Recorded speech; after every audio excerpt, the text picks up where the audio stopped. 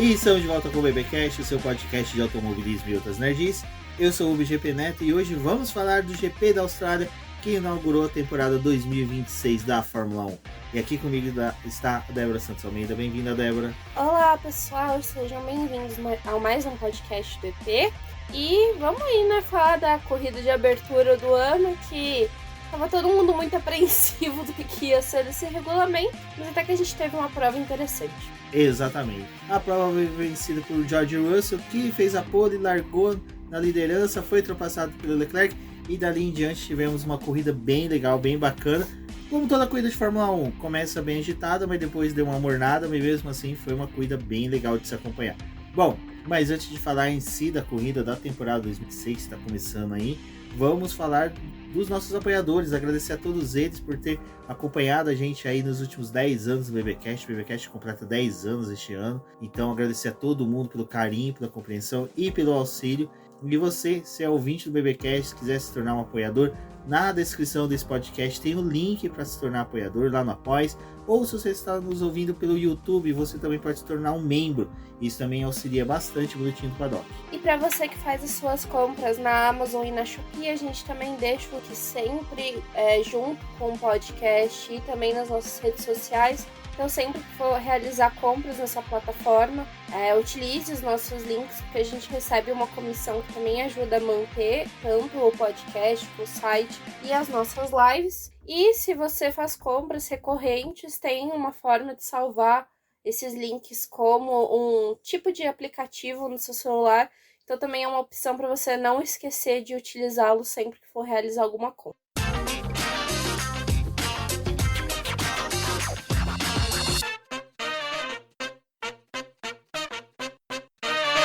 Bom, a gente teve uma pré-temporada, né, Débora, que primeiro que vamos falar que desde do surgimento da ideia desse novo regulamento, dessas novas regras, desse carro novo, motor novo, a gente teve muitas dúvidas técnicas, principalmente porque as equipes, uma falava que não ia dar certo o motor, outras falavam que o carro não tinha como ser mais leve, uma discussão imensa em torno disso tudo, para chegarmos em Melbourne e tínhamos uma perspectiva até dita pelo Gasly, né, que seria assim uma corrida bem atípica, que seria uma corrida diferente, que era para todo mundo prestar atenção, principalmente na largada, questões técnicas, haveria muitas quebras, muita gente falou sobre isso. Tivemos uma quantidade de quebras, mas não tanto quanto esperávamos. Mas no final deu tudo certo, né? Foi uma corrida assim inaugural normal. Eu acho que para a gente que viu aí, né, uma grande mudança no regulamento, motor novo, aerodinâmica também nova. Foi um fim de semana em que nos treinos livres também a gente viu alguns carros que na pré-temporada não estavam demonstrando que enfrentaram tantos problemas, quebrando, parando em pista e tudo mais. Eu acho que era esperado que fosse um evento muito mais caótico do que foi. Só que no primeiro momento aí desse novo regulamento, né, a gente viu aquela coisa de ter mais ultrapassagens, né, até a Fórmula 1 colocou ali uma diferença da quantidade de ultrapassagens que a gente teve no GP do ano passado para a corrida desse ano. Foram 120 ultrapassagens na prova de 2026, então a gente viu que alguma coisa, né, esse regulamento trouxe, que é essa movimentação das provas, de você ter uma sensação de que a corrida está evoluindo mais do que só algumas disputas em pista, mas a gente também teve o lado dos pilotos que depois que acabou o evento criticaram, né, ainda o regulamento de certa forma, porque para eles essa coisa de usar o boost, de usar o modo ultrapassagem, o modo reto, que é só uma forma de mascarar que não tem mais o DRS, mas tem, né? Tem até zona de DRS, mas não é chamada mais de zona de DRS. Eles falaram que sentiram que a corrida foi muito artificial por conta dessas coisas, nessa disputa criada, mas infelizmente se não é feito dessa forma, é difícil da gente ter uma corrida mais movimentada do que a gente teve agora. Bom, essa questão que tem da pauta de questão de artificialidade das ultrapassagens, mesmo com o fim do DRS, né, que agora não é um DRS que se chama DRS, mas é um DRS, a gente pode ver muito questão de que realmente as ultrapassagens tivemos, mas continuou sendo meio artificial, porque a gente sabia ali que tinha o botão da ultrapassagem, que é aquela carga extra que os pilotos vão ter. A bateria mesmo, né? O recarregamento da bateria ao longo da volta. Tem pilotos que conseguem fazer um melhor trabalho, outros que não, mas acaba que é artificial, gente. Não, e nem tanto que a Fórmula 1 vai lá e me coloca um gráfico no halo, onde você tem botão de ultrapassagem. Bacana, legal. Tá mostrando aí quem continua sendo artificial. E agora é mais artificial ainda, né, do que era antes. Mas mesmo assim, eu vou ser sincero. Eu nunca fui um crítico do DRS. Eu sempre falei que entre ter e não ter era melhor ter.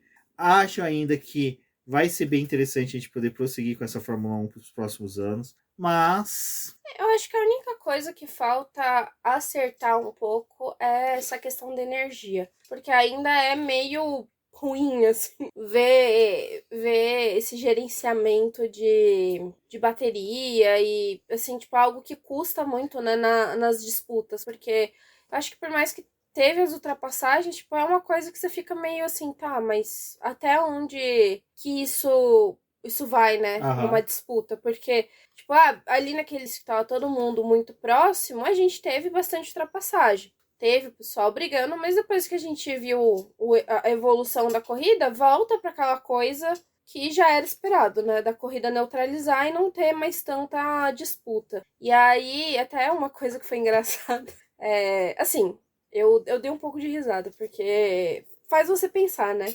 A Chip Ganassi, quando a Fórmula 1 publicou, né, falando dos números dessa etapa, aí eles falaram, a Indy também tem uso de combustível sustentável, tem um motor híbrido, tem não sei o quê, mas a gente não fica com esse negócio de gerenciamento de energia e corridas tão artificiais que nem a Fórmula 1 tá tendo, enquanto aqui na Indy a gente tem uma corrida mais pura. E aí, né, acaba que dá margem pra tido, né? Porque, de certa forma, muitas das coisas que foram adicionadas na Fórmula 1 atual é algo que eles viviam falando que era da Fórmula E, né? Que eles não queriam, que não sei o quê.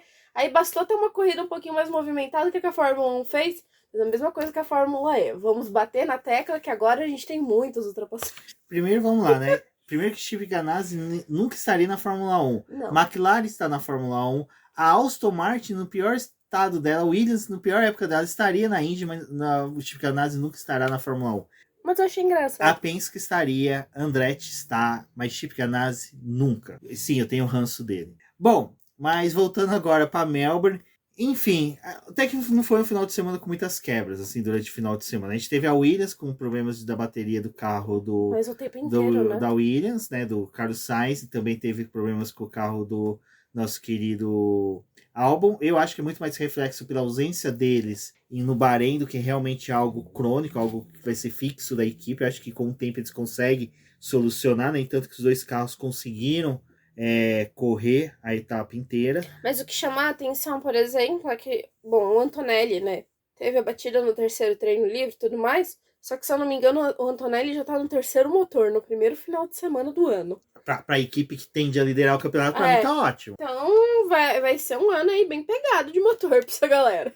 Assim, os motores da Mercedes que a gente achava que tava numa situação melhor, né, do que a situação de barril da Aston Martin, tem seus problemas. E aí que tá a fofoca do final de semana. Estaria a Aston Martin querendo sair do motores Hondas para ir para outra montadora? Veremos cenas nos próximos capítulos. Eu acho que até o Japão se define isso. Isso daí vai dar uma dor de cabeça. Porque, de fato, assim, a Aston Martin que foi passando o final de semana, eles cada vez mais trazendo os problemas, né, da equipe. Que... aquele negócio do Adrian Newey falar, eu não sabia da situação da Honda quando... bom, tudo bem, ele não sabia da questão da Honda, da forma como fechado o contrato, porque ele não tava na Aston Martin em 2023, né? Ele foi pra Aston Martin depois. Mas esse negócio de, tipo, cara, quando você assumiu, você não tem ideia do que a Honda estava fazendo ou não com o motor e deixar, tipo, pra véspera da estreia, basicamente, que em novembro do ano passado, você decidir ir na fábrica pra ver a quantas andava e olhar e tá uma zona que aparentemente até a Honda, né, falou pra eles, olha, a gente nem sabe se a gente vai conseguir entregar um motor pra vocês no início do ano, me pegou muito. Eu acho que, como é um motor V6, eles pegaram 6 motores de Honda Bis, montaram ali, juntaram tudo e falou, tá aí, motor V6 Você não quer um motor pequeno? Vocês não queriam motor pequeno? Ora, Olha, bolas. mano, a gente tem um motor Da da Honda moto. Bis. Ah, dá pra Que genial. cortar giro. Eu tava louco pra ver o Alonso cortar giro no motorzinho Honda. E assim, foi uma corrida, a classificação também, né, assim, da Honda, o Alonso, nossa, gente, o Alonso é aquele cara que, de fato, você tem que bater palma. Você pode odiar ele, porque eu sei que tem uma galera que odeia o Alonso, tipo, detesta ele. Mas, cara, não tem como você não bater palma pro que ele faz, né, porque, tipo, o carro, uma zona... E ele aí, tipo, brigando ali pra poder avançar na classificação. Porra, cara, nossa. E aí, né, teve todo aquele... Ai, mas o Stroll não participou da classificação. Tudo bem, o Stroll é meio maluco, né? Pedir autorização pros outros pra ele estar em pista, acho válido. Mas o negócio daquela regra dos 107% é muito furado. Falando a verdade, furado. E outra que o Alonso estava em pista, ele mostrou que o carro pelo menos dava pra poder andar, né? Então... não tinha por que proibir a Aston Martin de fazer a prova. Mas eu tô meio triste com a Alonso. Eu queria ter acreditado que ele ia ter um carro pra gente ver pelo menos esse ano ele um pouco mais na frente. Não, mas é o que eu falo. Se você tem o Alonso e o Hamilton com um carro bom, juntamente com outros pilotos, mas só que eu acho que é um destaque Alonso e Hamilton, você tem uma temporada, um campeonato muito mais legal, sabe? A mesma coisa, cara, você vê um piloto como o Verstappen tivesse com um carro ruim. Pô, é chato. Você tem pilotos que realmente, pelo talento deles natural, é interessante eles terem um bom carro para ter um bom final de semana. Mas, enfim, vamos agora prosseguir porque chegamos para a corrida. Tivemos a classificação onde que nós tivemos primeiro, né? Nosso querido Max Verstappen cometendo um erro que normalmente não comete, ou o carro cometeu uma falha que normalmente nunca vimos uma Red Bull cometendo, que foi a travada de rodas. O Verstappen já vinha reclamando disso nos testes pré-temporada, né, da parte traseira do carro travar, às vezes do nada, assim, e perder um pouco de controle. Aquela última semana que foi televisionado dos testes do Bahrein, você via ele cometendo uns erros que não é muito normal do Verstappen cometer, mas aconteceu aí essa batida dele no Q1, o que foi bem interessante, né, porque ele não saiu junto com os primeiros carros, ele ficou naquela coisa de esperar um pouco mais de tempo para ir para a pista, e o resultado foi péssimo, né, porque na primeira tentativa de abertura de volta dele, ele bateu. Mas, tendo o Verstappen largando ali no final do pelotão, a gente sabe que, pelo menos da parte dele, a gente vai ter uma corrida de recuperação, né? Então, se não tivesse acontecido toda a movimentação do início da prova, ele ia ser o grande responsável por trazer ali as ultrapassagens da corrida, né, em Melbourne. Mas, ainda na classificação, acho que outro ponto interessante foi o fato da gente ter tido o nosso querido Hadjar em terceiro lugar, né, Débora? Sim, o Verstappen, o Hadjar conseguiu a terceira colocação para a largada, algo muito positivo, porque na Red Bull já tinha um tempo que a gente não via o segundo piloto conseguindo entregar alguma coisa em pista, mas acho que não só o que o Hadjar conseguiu, né, mas também o estreante da temporada, que é o Arvid Lindblad, também ali na frente. O Lawson também, tipo, foi uma classificação muito boa, mesmo sem o Verstappen, pro pessoal da Red Bull, né? Não, exato. E, mais uma vez, confirmando que o Lawson é muito fogo de palha, né? Ele fala demais, né? Mas quem não fala demais e fez bastante, pelo menos na classificação, foi o nosso querido Bortoleto, que conseguiu avançar para o Q3, chegou ao Q3, e infelizmente o carro quebrou, a Audi abriu o bico ali, algo que pelo menos assim, foi bom que foi na classificação, não foi para a corrida, conseguiram consertar e o Gabriel Bortoleto conseguiu alinhar no P10. Mas eu acho que a Audi ninguém esperava, né? Nem ver entre os 10 primeiros. Mesmo que ele fizesse o Q3, ele não ia conseguir avançar muito, eu acredito. Acho que realmente... Não, mas eu acho que ninguém achava que ele ia nem pro Q3. Não. Acho que com os testes pré-temporada não dava pra poder achar muito que a Audi ia pra frente. Então foi também uma surpresa interessante pra Austrália. Exato. Bom, e no final nós tivemos a classificação dobradinha da Mercedes, né? Com o Russell em primeiro, Antonelli em segundo, que conseguiu a equipe montar o carro rapidamente após a batida dele no TL3. Oi? É que você fez não, parecia que eu tinha errado. Foi no TL3 mesmo. Acabou montando o carro deles rapidamente para ele poder participar do Q1, depois pro Q2 e conseguir... Mandou um pix pro Verstappen, né? Por ter batido. Porque se não fosse a batida do Verstappen, eles não tinham botado aquele carro na pista. Nem a pau. Eu achei, então, de uma falta de tato do nosso querido George Russell, que agradeceu aos mecânicos e não agradeceu ao É o Verstappen, Verstappen. que foi o que eu responsável. Mas a classificação aí finalizou assim.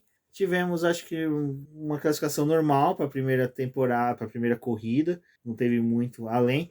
Fomos para a corrida, aonde que na largada se repetiu a façanha da Mercedes, desculpa, da Mercedes, não, da Ferrari, né? Que já na pré-temporada mostrou ali que conseguia ter uma boa largada.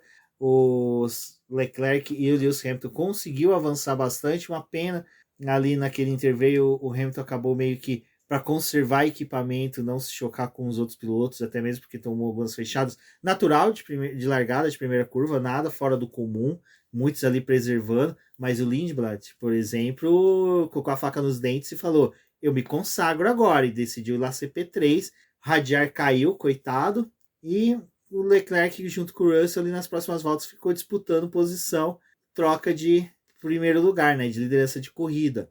O que eu e a Débora conversou foi assim, cara, eles estão realmente, acho que naquele momento de testar o botão ultrapassagem, né? Eles estavam naquele momento, vamos testar esse botão ultrapassagem, o quanto dá para ver se essa porcaria quebra. Porque ali naquela sequência de troca de liderança deles, era nitidamente, eles estavam realmente aproveitando esses novos artifícios da Fórmula 1. Da aerodinâmica ativa, do botão ultrapassagem, do uso de recarga de bateria, despejo de bateria, entre outras coisas. Porque, assim, nos testes de pré-temporada, né, apesar de em alguns momentos o pessoal se encontrar na pista, não dá muito pra você fazer esses testes, não é muito preciso, né, essa disputa de posição. Então, o que realmente acontece, o que eles conseguem analisar na primeira prova do ano. Mas eu acho que uma das coisas que foi positiva nesse GP da Austrália é que, assim, duas coisas se confirmaram, né? A Mercedes, muito boa de classificação, e chama a atenção da distância do primeiro para o terceiro colocado, porque essa distância do primeiro para o terceiro, ano passado, era do primeiro para o décimo. Tipo, às vezes era a distância do primeiro para o 15º, por exemplo. Tipo, era uma coisa muito próxima. Então, ainda tem um grande trabalho para o pessoal aí de atualização ao longo do ano para poder se aproximar em classificação. Então, pode ser que nesse início realmente a Mercedes acabe dominando as classificações. E quanto à corrida, o que se confirmou, como o Rubens falou, foi a Ferrari. Tem um melhor sistema de largada. É até um pouco perigoso ali, porque... perigoso, assim, no sentido de que, dependendo da posição que eles largarem, porque não é tão favorável a classificação para a Ferrari, eles vêm muito chutado para a primeira curva do circuito, né? Então, assim, pode ser que também aconteça alguns acidentes por causa disso. Mas foi um trabalho muito bem feito da Ferrari nessa parte de largada. Isso vai ajudar eles a se livrar de alguns confrontos ali iniciais, mas também é meio difícil para o gerenciamento de corrida, né, naquele começo. Porque, acho que, assim, por mais que não se deva comparar a Fórmula 1 com a Fórmula E, nesse momento de que eles ainda estão dosando essa coisa de recarga, de entender o consumo de energia, tem muito dessa coisa de que quem anda muito na frente por muito tempo acaba consumindo mais bateria, acaba também gastando mais combustível, todas essas coisas, né? Então a gente teve também aquele momento inicial em que a gente viu o Leclerc e o Russell brigando pela primeira posição e o Hamilton atrás, mas deixando eles se desenvolver na disputa. Então acho que também é uma coisa que a gente vai ficar em alerta aí para as próximas corridas de como que vai ser esse início de prova e o quanto que isso vai refletir numa corrida no final sem a presença do Virtual Safety Car. Eu acho que também uma coisa que é interessante da pré-temporada pros testes, né?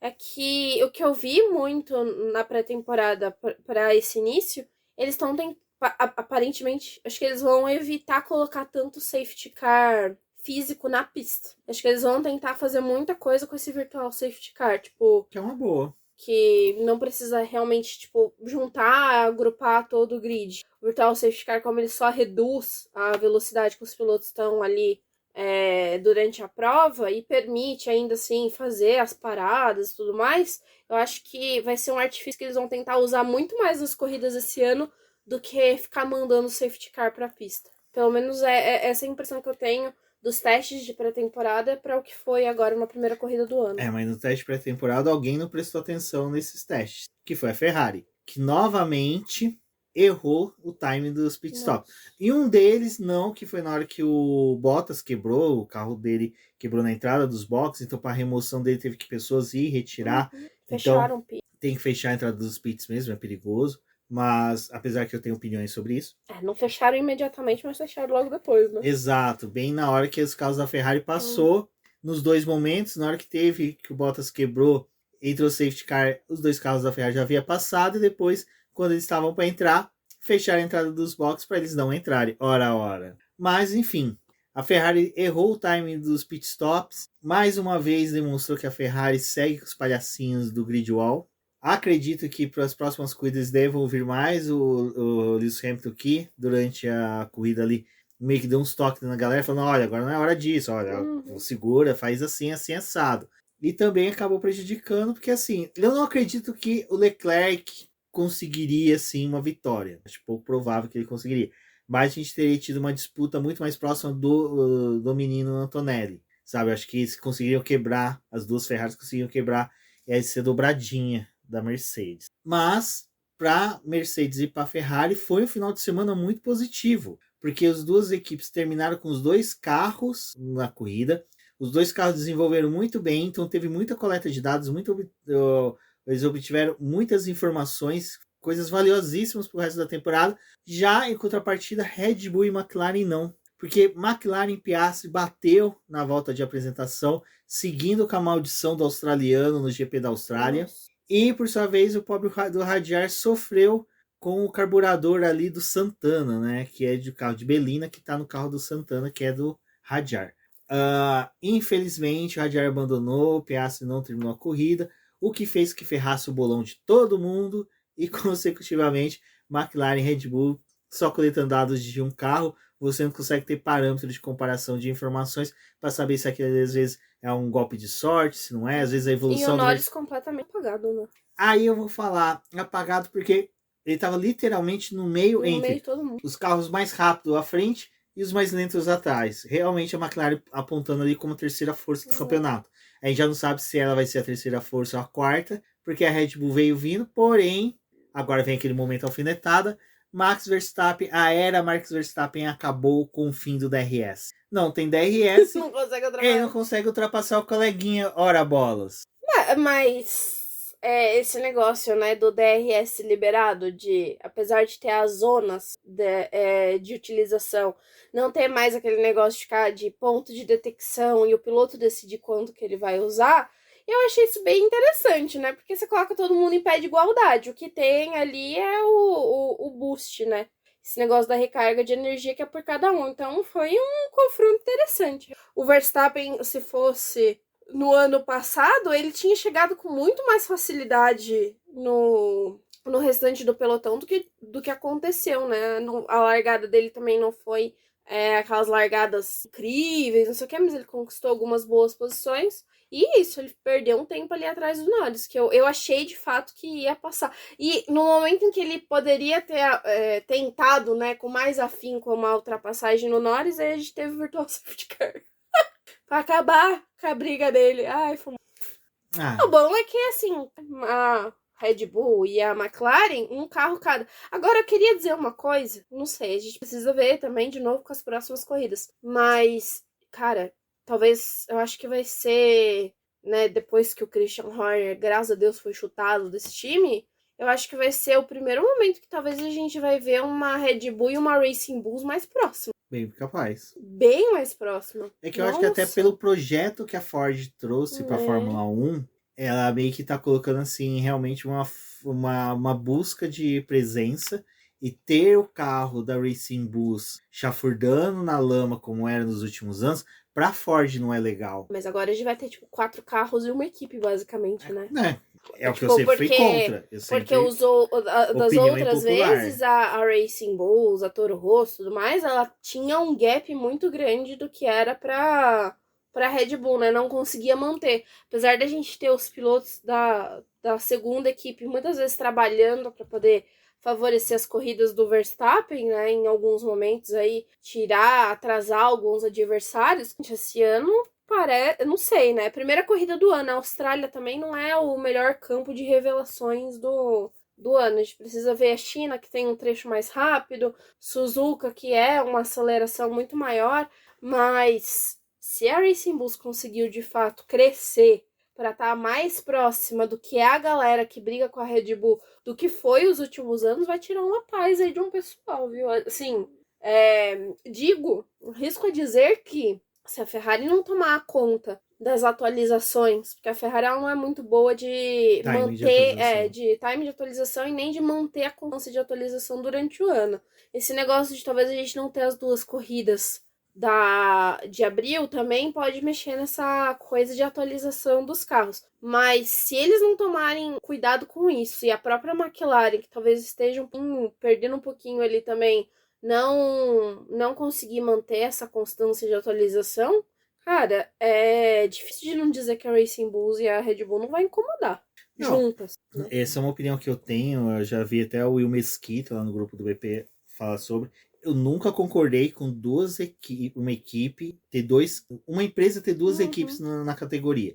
Na NASCAR, rola, porque lá você tem 300 equipes. Se não me engano, dá quase 30, 20 equipes. Na Indy, tudo bem. Na Indy você também tem um volume grande e você tem chassis únicos. É uma só fornecedora. Na NASCAR, salvo engano, são 3, que é Ford, Chevrolet e Toyota. Na Indy, é a Dallara que fabrica. Aí são acertos finos, ok. Mas mesmo assim, você ainda tem esse distanciamento técnico. Quer dizer, não tem distanciamento técnico, a Fórmula 1 tem. E a partir do momento que você coloca 4 carros para uma só empresa, equipe, não é legal. Você reduz a competição. Aí você nega a entrada de novas equipes. Foi o tumulto que foi para a Cadillac conseguir entrar. Mas a Red Bull tá lá com 4 carros no grid. Eu nunca achei saudável para a competição.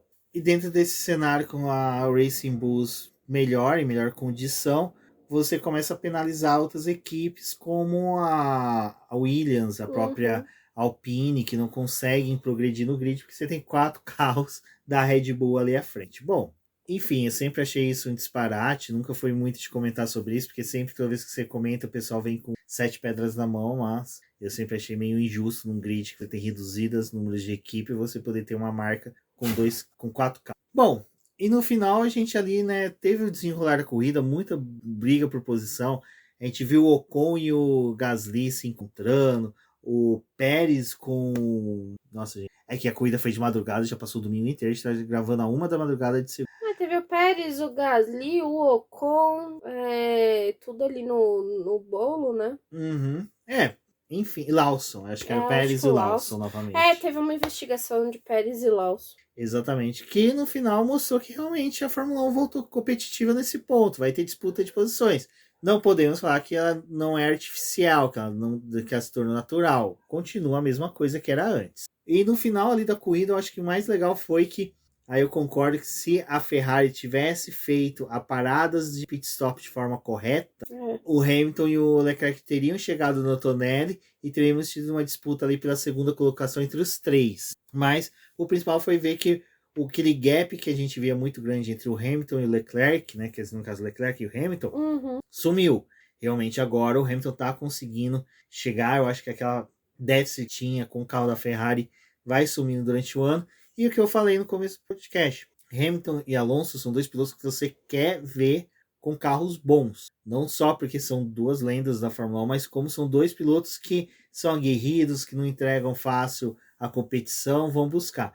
Fernando Alonso, por exemplo, que no meio da corrida desceu do carro, foi ao banheiro, tomou café, fez um miojo, fez umas abdominais, voltou para o carro com 15 voltas de diferença do líder, voltou para fazer mais alguns testes ali. Então, vamos torcer agora para que no Japão e na China e no Japão a gente tenha um pouco mais do que a gente viu agora no GP da Austrália. E antes de finalizar, vamos comentar, né, Débora, do nosso querido Gabriel Bortoleto, que pontuou, trouxe os primeiros pontos para a Audi na Fórmula 1, 2 pontos históricos. O pessoal pode falar, mas ele só foi nono colocado. Cara, ele foi nono colocado com um carro que saiu do zero, com um motor que nunca esteve na Fórmula 1, sabe? Eu falo que a Audi, se você comparar com, vamos supor, com a Aston Martin, que já estava na Fórmula 1, com a Honda, que está na Fórmula 1 desde a década de 60, entre idas e vindas, o que a Audi fez neste final de semana foi muito legal. Conseguiu largar com o carro, o Hülkenberg já ficou pelo caminho, mas tudo dentro do esperado de uma equipe que está começando, está chegando. Então, assim, a Cadillac, por exemplo, eu vou ter uma opinião sobre isso daqui a pouco, conseguiu entrar com os dois carros, um quebrou no curso do caminho, ok.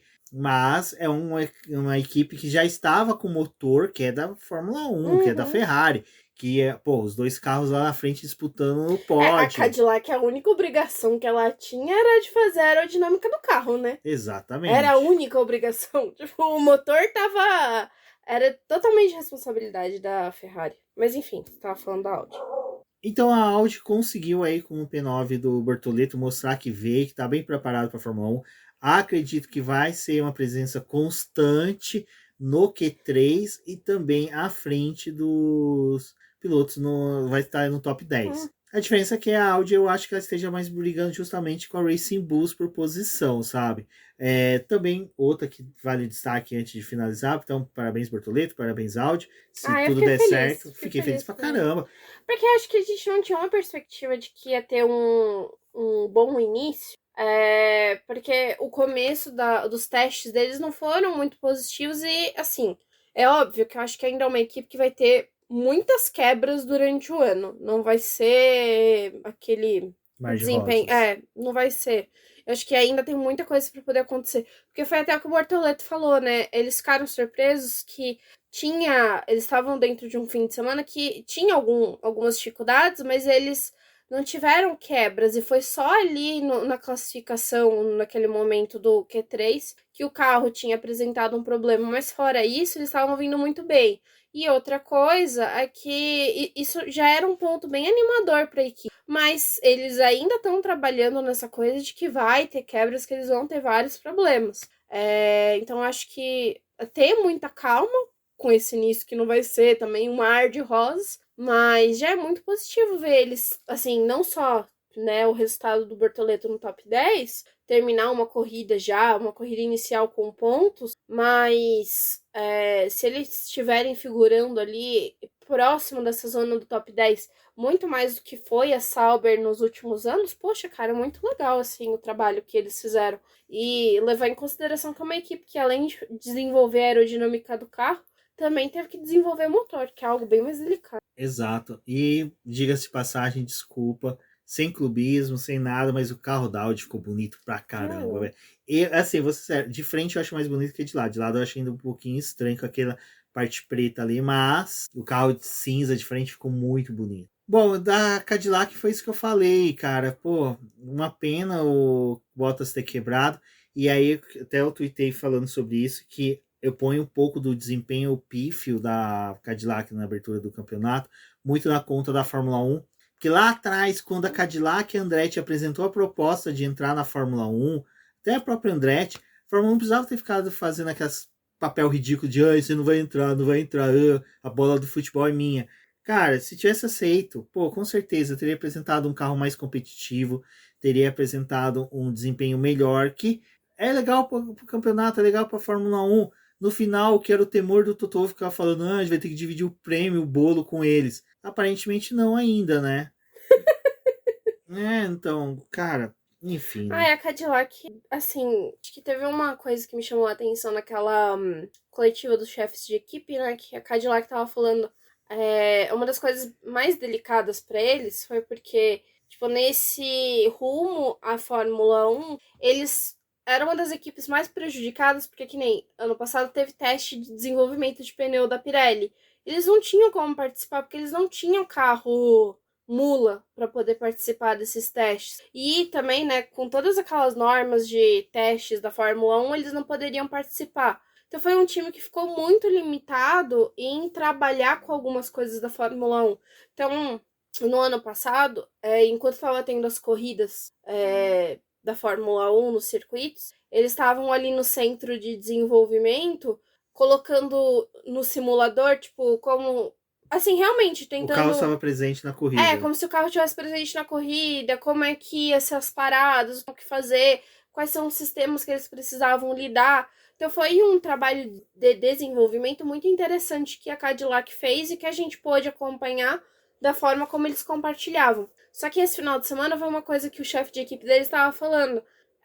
Pra gente foi tudo uma primeira vez, porque até nos testes de pré-temporada, com a limitação que você tem de só poder utilizar um carro em pista, eles, até a Austrália, eles não sabiam como era trabalhar com 2 carros em pista. Eles nunca tiveram o Pérez e o Bottas trabalhando simultaneamente no carro. Então, tudo isso para eles era difícil, porque tipo, você agora tem que lidar com 2 carros. São 2 times em um ali, tentando trabalhar com todas as coisas que estão acontecendo na corrida. Então, também eles iam ter um começo lento na Austrália, porque não tinha muito o que esperar. Eles ainda estão tentando entender os sistemas para poder ver o que vai acontecer. Agora, uma coisa que também é interessante dessa entrada da Cadillac, que a gente também vai observar muito durante o ano, é a movimentação que alguns circuitos vão fazer para poder ter essa garagem adicional, né? Porque na Austrália foi uma zona, tipo...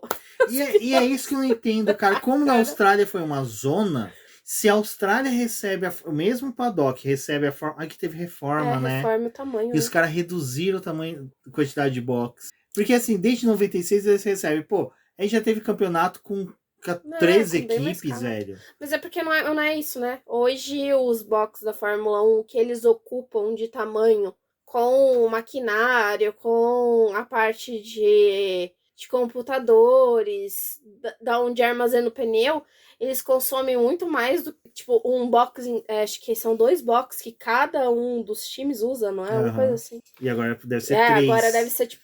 Um pra cada carro e o miolo que fica o pessoal de engenharia. Se vira aí, porra. Sabe onde que eu quero ver? Interlagos. Porque a Williams já fica no último box. E nesse circuito, que nem na Austrália, eles tiveram que reduzir o da FIA. O box da FIA, que acho que vai ser a mesma coisa que vai acontecer com Interlagos. Eles vão ter que reduzir o da FIA pra poder caber todo mundo. Porque a outra galera que já sempre é tudo jogado lá pra baixo. Holanda. Né? Mas é só esse ano. Não importa. Eu quero ver o circo pegar fogo. E eu quero ver na Holanda. Esse eu acho que é um dos motivos também desse ter chispado da Holanda. Aquele doença. Não dá pra colocar o cara numa tenda, né? Imagina, se a última equipe do grid é sorteado pra ficar na tenda. Isso faz tipo prova do monstro, né?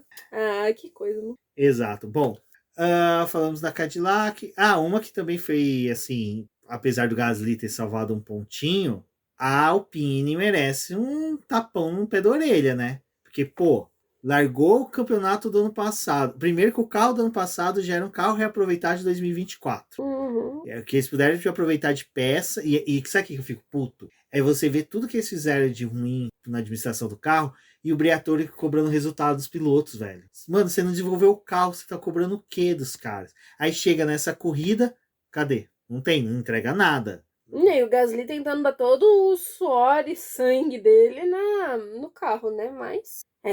e aí cortava as imagens e botava o Briatore com aquela cara de frustrado. Porra, cara, você só tinha uma obrigação. Tipo, você também, assim como a Cadillac, só tinha o trabalho de fazer a aerodinâmica do carro. Não tinha mais nada pra fazer. Reclamou do motor, recebeu o motor Mercedes, tá lá, todo pimpão com o motor Mercedes, mas não faz um chassis bom. Brincadeira, né? Véi é foda. Mas é isso. E por final, a Williams, que a gente comentou, né? Pô, uma pena, mas a Williams... Eu ainda acredito que possa ter... Mas eu acho que eles sentiram um baque esse final de semana. Eles ficaram muito frustrados com a Austrália. Mas muito resultado, assim. Acho que eles estavam esperando um pouquinho mais e foi bem menos. Tá, eu acho que assim, ainda dá pra buscar. Né? A situação... Cara, eu acho que a Williams ainda tá à frente da Alpine e da Aston Martin, junto, um pouco até à frente que a Cadillac. Então, acho que a Williams, pelo menos, ela tem essa vantagem de estar à frente de 3 equipes. O problema dela é que uma equipe também que deu um salto muito bom, e agora a gente tá vendo quem é a âncora que tá segurando a equipe, é a Haas com o Ocon, né? Que o Berman, esquece, foi lá pras cabeças, foi disputar o top 10. Enquanto que o Ocon ficou chafurdando lá atrás, brigando posição com a Alpine. Então, assim, a Laura, mais uma vez, fez um trabalho excelente esse final de semana, e parabéns, ganhou lá a curva ela e a Hannah, que eu achei... Aí vai minha crítica a isso. Por que não é uma curva pra cá? Tem que ser pras duas, né? Tem que ser pras duas. Por que dividir uma curva pra 2 mulheres? Por que não põe uma pra cada? Ai, Mas os outros já tem nome de outras pessoas. Foda-se, tira os caras. Provavelmente você vai achar algum podre dos caras que fala, justifica o cara ter saído dali. Eu acho que é aquela coisa, né? A Fórmula 1 também nunca fez nada pelas mulheres, então, infelizmente. Aí bate a bad, aí vamos fazer tudo de uma vez. Aí foi tudo cagado. Infelizmente, o pouco que tem. E também não foi nem a Fórmula 1, né? Foi o autódromo. Foi o autódromo, uma parte da Austrália que decidiu fazer uma homenagem. Porque acho que nem a Fórmula 1 se tocou que o dia 8 era o Internacional das Mulheres, que eles poderiam fazer alguma coisa. Mas, pra quem teve no circuito, teve palestra, assim, né? Teve conversa com elas, não sei o quê, com outras mulheres também da parte de automobilismo para poder falar sobre essa importância das mulheres continuarem sendo colocadas para parte de ciências, tecnologia, matemática, que é algo que ainda é muito difícil, e ter essa valorização, mas é aquela coisa, né? O pouco da Fórmula 1 a gente já tem que celebrar, porque, gente, é tão difícil, né? Tão difícil. Não, eu achei muito legal, fiquei emocionado, achei bacana. Mas depois eu fiquei pensando, caraca. Não, quando eu vi o anúncio, eu fiquei, mas por que uma curva? Não dava pra poder colocar duas? Pô, sacanagem. Tá bom, né? Enfim, né? Parabéns pras duas, parabéns pra todas as mulheres. Eu adoro as duas. Pra mim. Não, assim, sim. Eu falava, a Ferrari não ir atrás de uma das duas para auxiliar, para ser da engenharia da equipe, é burrice. Mas porque as duas estão se destacando. Olha, a Hannah faz o que faz na Red Bull, é toda poderosa, e quem leva os créditos às vezes é o Jean Pietro ou Verstappen. A Laura colocou coleira no Bulldog Ocon, velho, sabe? E ainda tinha gente reclamando, falando que a Laura que tá na mente. A pessoa tem que ser muito burra quando afirma uma vez. Mas no dia da mulher você faz um comentário no Twitter e você... Tem gente questionando o que você tá falando, né? Ainda tem essa. Ai. Infelizmente tem que topar com umas criaturas dantescas dessa hoje em dia, em pleno 2020. Bom, e pra finalizar, né, eu só digo uma coisa, gente, não coloquem muita esperança, vamos por assim, de que vai ser um ano fácil para a nossa querida Mercedes. Eu acredito que não. Eu acho que teve muito golpe de sorte para a vitória dela. Eu acho que a Mercedes foi aquela equipe novamente que entendeu o regulamento técnico de motores, saiu na frente, mas questão de evolução de chassis, nenhuma das outras equipes é criança, tá? A McLaren já provou que consegue evoluir um chassis, a Ferrari, o déficit dela que era motor e também um pouco de chassis, ela conseguiu se aproximar bastante. Hoje a gente só não teve uma disputa mais ferrenha para a vitória, porque tivemos 2 Virtual Safety Car em que a equipe de estratégia não soube aproveitar. Quem sabe consiga, ali o Hamilton futuramente vai ter um novo engenheiro ali, alguém que compreenda ele. Mas o engenheiro dele, assim, já foi muito melhor do que o Adami foi o ano inteiro. Não, muito melhor mesmo. E é isso, pessoal. Agradecer a todo mundo que ouviu o BBcast até aqui. Agradecemos muito vocês estarem acompanhando a Fórmula 1 através do Boletim do Paddock. Acessem as matérias que a Débora escreve. Eu também, às vezes, estou escrevendo uma coisinha ou outra. Por favor, compartilhem. A gente pede, por favor, porque é uma forma da gente poder alcançar mais pessoas e assim conseguir produzir mais. E a gente pede encarecidamente que continue apoiando o Boletim do Paddock, porque nós temos o interesse de adquirir novos softwares, novos programas para o site, até para fazer lives mais bacanas. Porém, a gente não tem como, porque fica limitado ao orçamento do site. Então, agradeço a todo mundo aí que é apoiador, que ouviu a gente até aqui. Um forte abraço e até a próxima. Até a próxima.